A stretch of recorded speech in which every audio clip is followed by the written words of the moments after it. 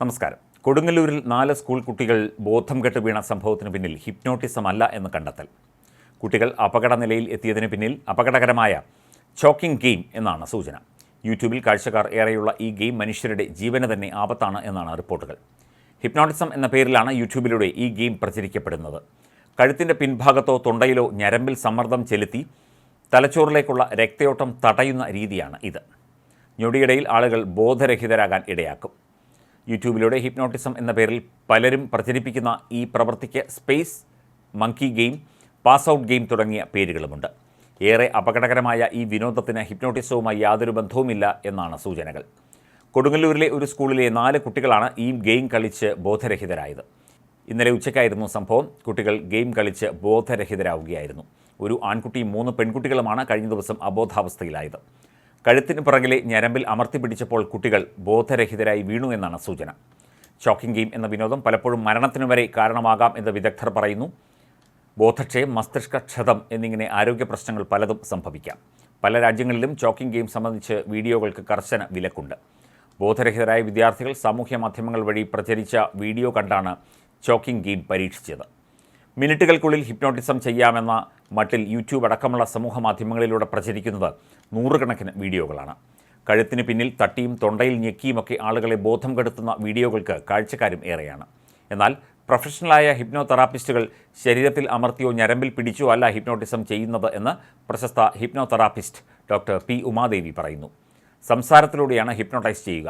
വിധേയരാകുന്നവരുടെ ശ്രദ്ധ കേന്ദ്രീകരിക്കാൻ ഒരു പെൻഡുലം ചിലപ്പോൾ ഉപയോഗിച്ചേക്കാം. ഏറിപ്പോയാൽ നെറ്റിയിൽ ഒന്ന് തൊടാം. അതിനപ്പുറം ശരീരം കൊണ്ടുള്ള ഒരു വിദ്യയും ഹിപ്നോ തെറാപ്പിയിൽ ഇല്ല. യൂട്യൂബ് വീഡിയോകൾ അനുകരിക്കാൻ ശ്രമിച്ചാൽ ഞരമ്പുകൾക്ക് ക്ഷതം ഏൽക്കുന്നതടക്കം പല ഗുരുതര ആരോഗ്യ പ്രശ്നങ്ങളും ഉണ്ടാകാനിടയുണ്ട്. ഇംഗ്ലണ്ട് പോലെ പല രാജ്യങ്ങളിലും 18 വയസ്സിന് താഴെയുള്ളവർ ഹിപ്നോട്ടിസം പരീക്ഷിക്കുന്നത് നിയമപരമായി വിലക്കിയിട്ടുമുണ്ട്. പ്രൊഫഷണൽ യോഗ്യതയുള്ളവർ മെഡിക്കൽ ആവശ്യങ്ങൾക്കാണ് ഹിപ്നോട്ടിസം ഉപയോഗിക്കുക എന്നും അവർ പറഞ്ഞു. യുവാക്കൾക്കും കുട്ടികൾക്കുമിടയിൽ ലഹരി ഉപയോഗം പോലെ ഇത്തരം വിനോദങ്ങൾ ഗുരുതരമായ സ്വാധീനം ചെലുത്തുന്നുണ്ട് എന്ന് മനഃശാസ്ത്ര വിദഗ്ധ ഷാലിമ ഹനീഫും പറഞ്ഞു. ഇത്തരത്തിൽ യൂട്യൂബിൽ കണ്ടും ഒക്കെ തന്നെ പലതരത്തിലുള്ള പരീക്ഷണങ്ങളാണ് കുട്ടികൾ നടത്തിക്കൊണ്ടിരിക്കുന്നത്. മുതിർന്നവരും അധ്യാപകരുമൊക്കെ ഈ വിഷയം കാര്യമായി തന്നെ ശ്രദ്ധിക്കേണ്ടതാണ്. ഇതിനകത്ത് പറഞ്ഞിരിക്കുന്ന കാര്യങ്ങളൊന്നും യാഥാർത്ഥ്യമാകണം എന്നില്ല. ആർക്കും എന്തും യൂട്യൂബ് വഴി അപ്ലോഡ് ചെയ്യാവുന്ന ഈ കാലഘട്ടത്തിൽ ആരോഗ്യ പ്രശ്നങ്ങൾ ഉണ്ടാക്കുന്ന ചോക്കിംഗ് ഗെയിം പോലുള്ള സംഭവവികാസങ്ങളും ഒക്കെ തന്നെ കണ്ട് അത് പരീക്ഷിച്ചാൽ ഗുരുതരമായ അപകടങ്ങൾ കുട്ടികൾക്ക് ഉണ്ടാകാനുള്ള സാധ്യത കൂടിയുണ്ട്. ഈ വിഷയത്തിൽ കൂടുതൽ കുട്ടികളിൽ ബോധവൽക്കരണം നടത്തണം. സർക്കാർ ഈ വിഷയത്തിൽ ഇടപെട്ട് വിദ്യാഭ്യാസ വകുപ്പുമായി ചേർന്ന് വിവിധ ആരോഗ്യ വിദഗ്ധരുമായി ചേർന്നൊക്കെ തന്നെ ഈ ഗെയിമിനെക്കുറിച്ചും ഇത്തരം അപകടകരമായ സംഭവങ്ങളെക്കുറിച്ചുമൊക്കെ കുട്ടികളെ പറഞ്ഞ് മനസ്സിലാക്കി കൊടുക്കണം. രക്ഷിതാക്കളും അധ്യാപകരുമൊക്കെ ഈ വിഷയത്തിൽ കൂടുതൽ ശ്രദ്ധ കേന്ദ്രീകരിക്കേണ്ടതുണ്ട്. ഇപ്പോൾ ഏതൊരു കുട്ടിക്കും സ്വന്തമായി ഒരു മൊബൈലോ അല്ലെങ്കിൽ പിതാവിൻ്റെയോ മാതാവിൻ്റെയോ മൊബൈൽ ഉപയോഗിക്കാനുള്ള അനുവാദമോ ഉണ്ട്. ഓൺലൈൻ പഠനമൊക്കെ തന്നെ ഇപ്പോഴും തുടരുന്ന കാലഘട്ടമാണ് ഇത്.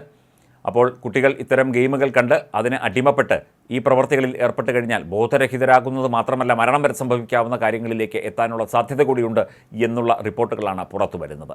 കേരളത്തിൽ ഓൺലൈൻ ഗെയിമുകളും ഇത്തരത്തിലുള്ള വീഡിയോ കണ്ടുള്ള അനുകരണങ്ങളുമൊക്കെ ക്രമേണ കൂടി വരുന്ന ഒരു അവസ്ഥയിലാണ് ഇപ്പോൾ നമ്മൾ മുമ്പോട്ട് പോകുന്നത്. അതുകൊണ്ട് കൂടുതൽ ജാഗ്രത രക്ഷിതാക്കളും അധ്യാപകരുമൊക്കെ കുട്ടികളുടെ കാര്യത്തിൽ പുലർത്തേണ്ടതുണ്ട്.